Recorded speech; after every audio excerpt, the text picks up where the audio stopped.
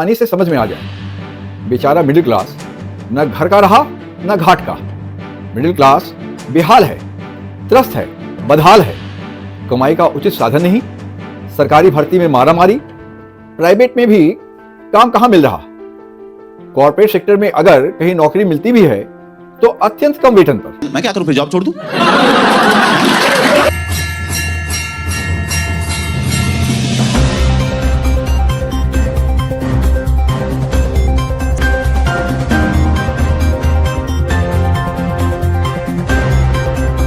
Good morning friends, मैं CA M Jaiswal फिर से आपकी सेवा में हाजिर अपनी इस नवीनतम वीडियो के साथ।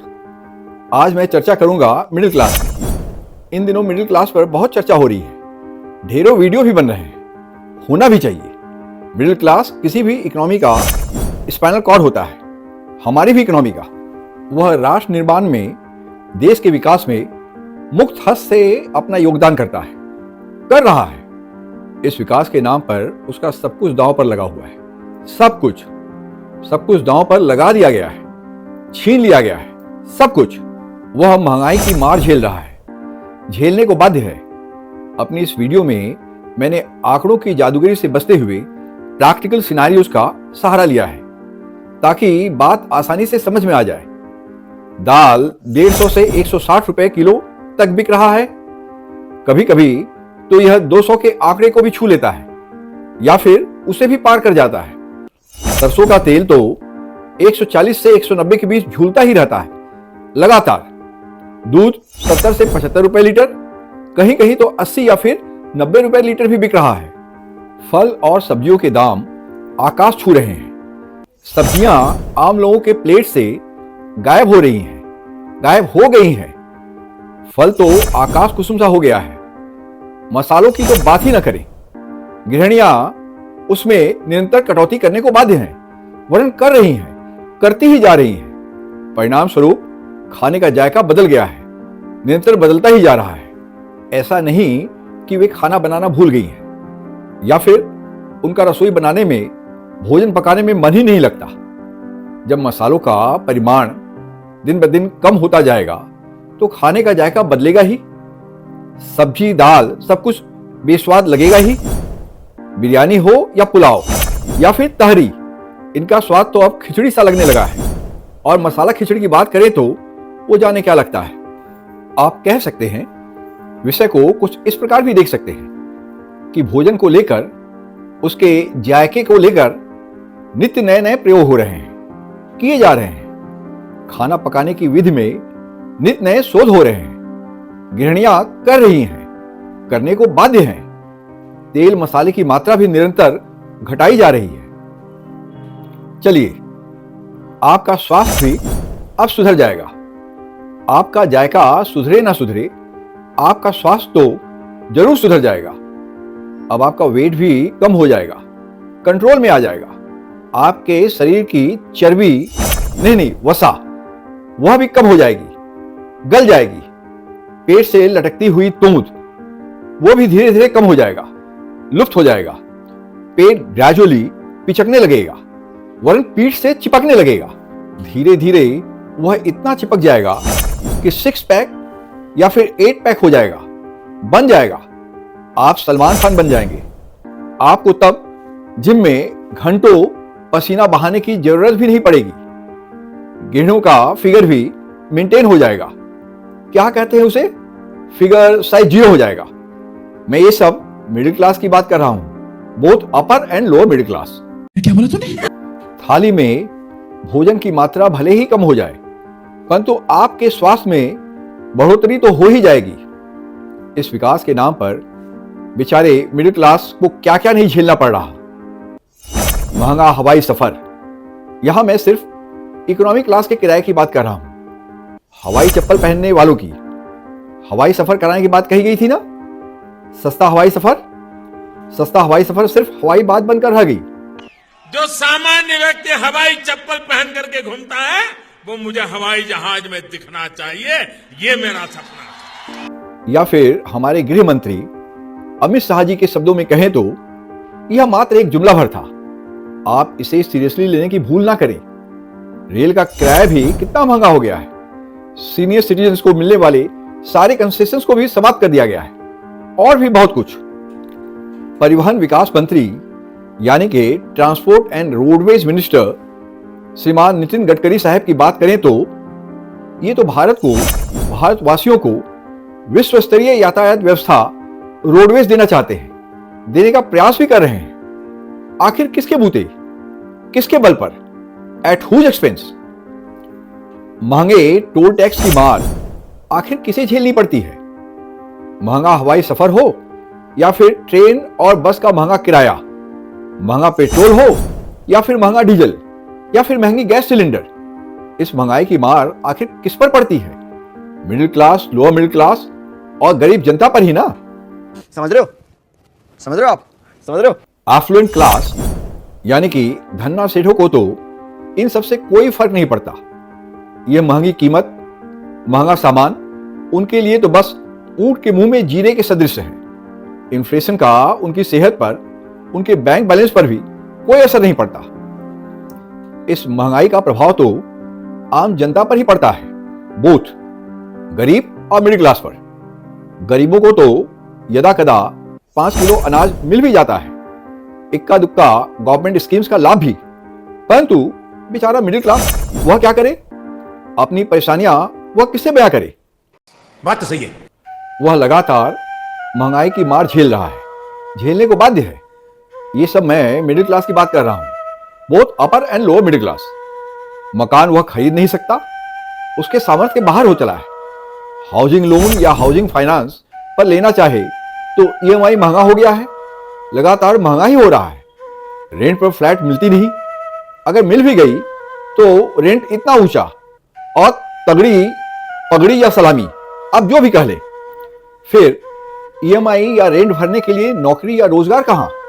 अगर है भी तो वेतन या कमाई इतनी नहीं कि आप मासिक ईएमआई या रेंट भरने के काबिल हों। नेक्स्ट, अगर आप एक अदद गाड़ी खरीदना चाहें छोटी मोटी, तो कीमत लाखों में, अलग अलग गाड़ियों पर अलग अलग कीमत। मैं ज्यादा डिटेल में नहीं जा रहा, नहीं तो वीडियो लंबी हो जाएगी और मैं मूल मुद्दे से भटक भी जाऊंगा। इन शॉर्ट, एक अदद गाड़ी खरीदना भी अब मिडिल क्लास पर भारी हो गया है, उतनी उसकी औकात नहीं बची। ईएमआई पर ले तो फिर वही बात, महंगी ईएमआई। चलो, अगर किसी तरह खींच तान कर गाड़ी ले भी लिया तो रोड टैक्स, इंश्योरेंस, पेट्रोल आदि का खर्च। अगर आप सीनियर सिटीजन हैं या फिर और किसी कारणों से एक अदर ड्राइवर रखना चाहते हो तो उसकी सैलरी वो भी आपके बजट के बाहर। चलिए छोड़िए, अगर आप ओला या उबर से भी सफर करना चाहें तो एक तरफ का भाड़ा भी औसतन 300, 400 या 500 कुछ भी हो सकता है। दिल्ली और मुंबई जैसे मेट्रोज में तो और भी ज्यादा। यही नहीं, अभी और सुनिए। और बोथ वेज का किराया, बोथ टू एंड फ्रो। ओला, उबर और टैक्सी के सफर करने वाले अब मेट्रो, ऑटो और बस में सफर कर रहे हैं, करने को बाध्य हैं। और मेट्रो, ऑटो और बस वाले वे भला किस तरह सफर करें? आखिर इनका भी किराया तो बढ़ गया है ना। क्या वे बाहर ही नहीं निकले, घर पर ही बैठ जाएं? चलिए अब जरा मिडिल क्लास के एंटरटेनमेंट की बात हो जाए।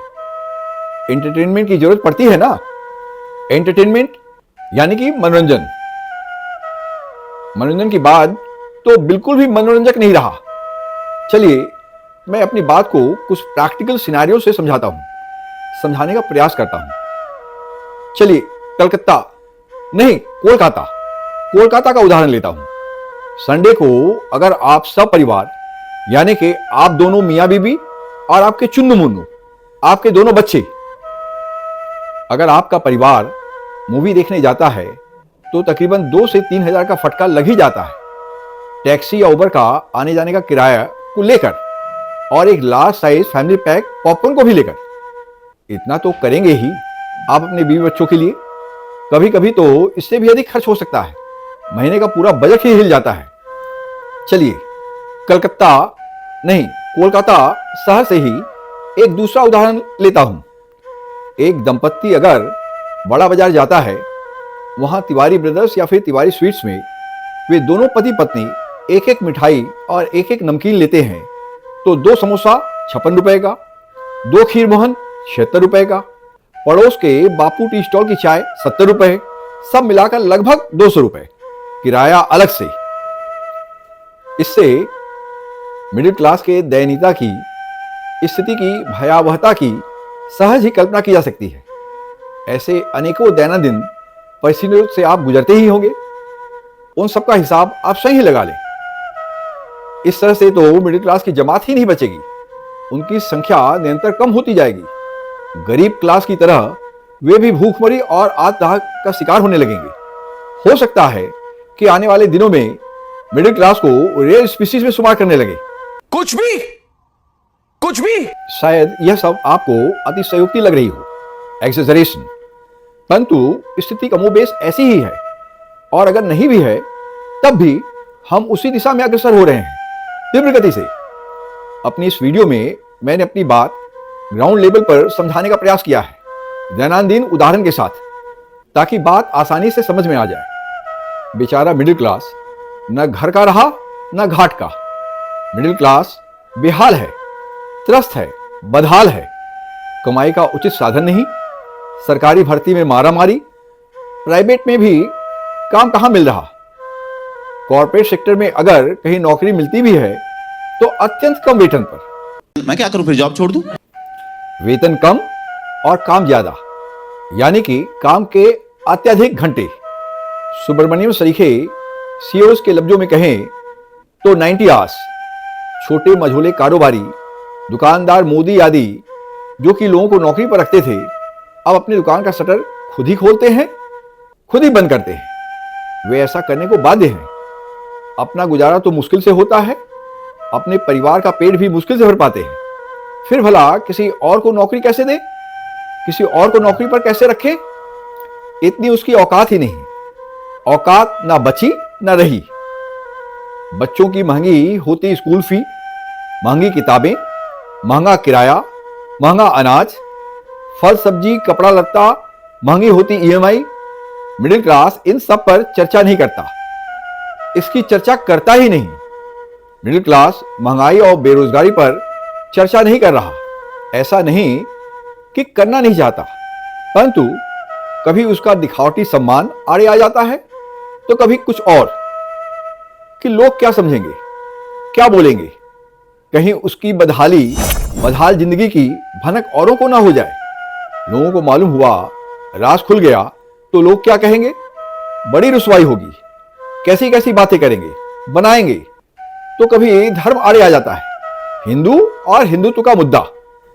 हिंदू सुख में डूबा हुआ मिडिल क्लास महंगाई पर चर्चा नहीं कर रहा और ना ही अपने दिनों दिन घटती कमाई पर या रोजी रोटी या रोजगार पर। वह इस पर विचार ही नहीं करता, करना ही नहीं चाहता।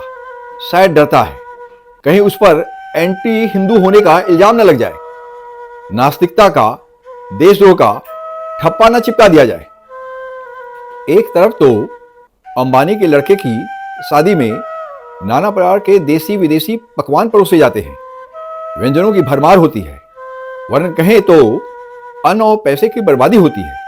तो दूसरी ओर मिडिल क्लास की प्लेट से दाल और सब्जी लगातार गायब हो रहा है। पैसे पैसे की तंगी लगी है, किल्लत मची हुई है। इलाज और अन्य अनेकों निहायत जरूरी खर्चों को टाला जा रहा है अगले महीने पर, इस आस पर कि शायद स्थिति में कुछ सुधार हो जाए, कुछ बरकत हो जाए, भगवान की कृपा हो जाए, आमदनी में बढ़ोतरी हो जाए, कुछ पैसों की बचत हो जाए। पर ऐसा होता नहीं। मां के चश्मे का पावर बदल गया है, पत्नी की साड़ी बदरंग हो चली है, फट गई है, उसके खुद के जूते फट चुके हैं। वह ये सारे खर्च बस टाले जा रहा है, अगले, फिर उसके अगले महीने पर वह अगला महीना नहीं आता ही नहीं, कई वर्षों से आ ही नहीं रहा। चश्मा बनाने या बदलने की बात हो, या नया जूता खरीदने की, या फिर पत्नी की साड़ी या बच्चों के खिलौने की, इन सब को लगातार अगले महीने पर टाला जा रहा है, फिर अगले महीने पर और फिर अगले के अगले महीने पर। आश्चर्यजनक बात है कि मिडिल क्लास हमेशा से बीजेपी का कोर वोटर रहा है, तब भी जबकि बीजेपी जनसंघ के नाम से जानी जाती थी। और बीजेपी की ही राज्य में मिडिल क्लास को सर्वाधिक परेशानी हो रही है, झेलनी पड़ रही है। उन पर ही अधिक से अधिक टैक्स थोपा जा रहा है। जीएसटी की मार भी सबसे अधिक उन्हें ही झेलनी पड़ रही है ना गजब का विरोधाभास। मिडिल क्लास ठगा सा महसूस कर रहा है।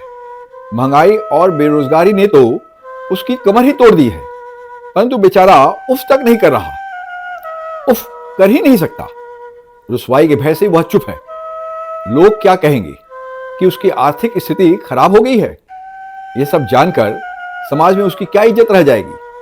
वह किसी से भी अपनी इस परेशानी का जिक्र नहीं करता, कर नहीं पाता, दोस्तों से, रिश्तेदारों से, किसी से भी नहीं। फिर कुछ कहने का मतलब होगा हिंदू विरोधी होना। उसके अपने ही उसे अधर्मी घोषित कर देंगे, लठ लेकर खड़े हो जाएंगे, उसे धर्म विरोधी, हिंदू धर्म विरोधी कहेंगे, उसे देशद्रोही भी करार कर दिया जाएगा। अगर मैं सच कहूं तो वास्तव में उसे संकोच करने की कोई आवश्यकता ही नहीं। ऐसी ही कुछ स्थिति कमोबेश सबकी है, उसके दोस्तों की भी जिनसे वह अपने राज छिपाने लगा है, और उसके रिश्तेदारों की भी, उन लोगों की भी जिसके साथ वह मिंगल करता है, हा हा हू करता है, उस सर्कल की भी जिसमें वह उठता बैठता है, बल्कि पूरे समाज की ही, पूरे मिडिल क्लास की। मिडिल क्लास की स्थिति कुछ सांप छुछुंदर वाली हो गई है। कोई कुछ नहीं कर रहा, कुछ नहीं बोल रहा, बस सब यूं ही अधर में लटके हैं, इस भय से कि कहीं कोई हरकत की नहीं कि मुश्किल में फंस जाएंगे। The final wrap. Please wait for my next video. Thank you.